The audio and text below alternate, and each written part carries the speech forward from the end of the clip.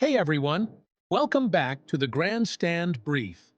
It's Tom here, and I've got one question on my mind. Is McLaren entering a title fight with itself? Today's stories all point to something we've been dancing around for weeks, and it's time we talk about it. So let's start with the obvious spark. Did Miami show us that Oscar Piastri races Verstappen differently than Lando Norris? The short answer? Yeah. The long answer? Absolutely. Watching the onboards back, Piastri's body language behind Max was more assertive, more confident, almost like he had nothing to lose. Norris, on the other hand, tends to give Verstappen a little more margin. Not because he's scared, but maybe because he's calculated, strategic. And that contrast says a lot. Oscar's hungry, and it's starting to look like he might be more than just a future contender. He's here now. Which brings me to something that Martin Brundle said that kind of hit hard. McLaren may have to make an earlier choice in the Piastri-Norris title battle. Yikes!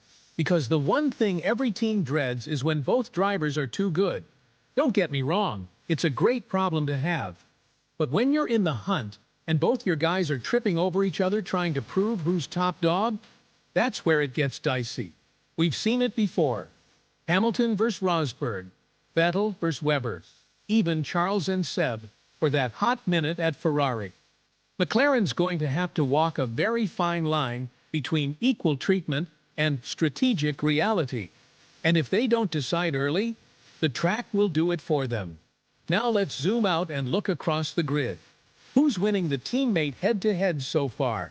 Early season numbers are revealing. Sainz is giving Leclerc real heat again.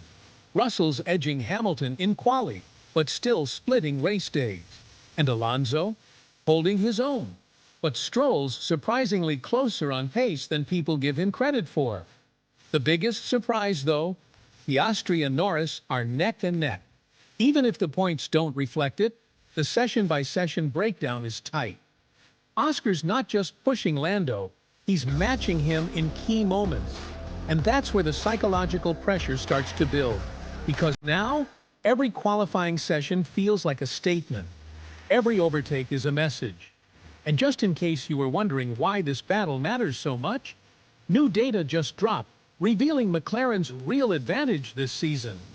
It's not just about downforce or straight-line speed, it's efficiency. The numbers show that McLaren is running tighter lines and maintaining more stable corner entry speeds than Red Bull on certain tracks.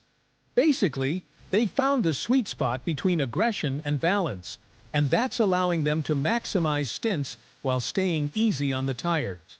It's subtle, but deadly. Now, if we're talking subtle versus loud, let me shift to something that was anything but subtle this weekend. Kimi Antonelli's sprint pole. Wow! Even Jenson Button said it blew his mind. And when someone like Button is that impressed, you know it's legit. Antonelli's still a teenager, but he's handling pressure like someone who's been here for years. That lap, it was fearless, composed, borderline absurd. I don't want to overhype too early, but if he keeps this up, we're not just talking future star. We're talking future problem for every team who didn't pick him up first. So yeah, today's episode, it's all about emergence. Piastri stepping out of Norris's shadow.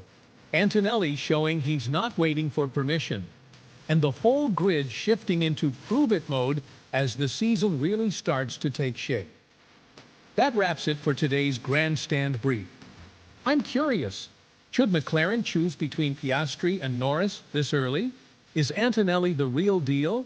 And who's your surprise teammate MVP so far this year? Hit me up with your takes. And of course, don't forget to subscribe so we can hang out again tomorrow at the next checkered flag. Catch you then.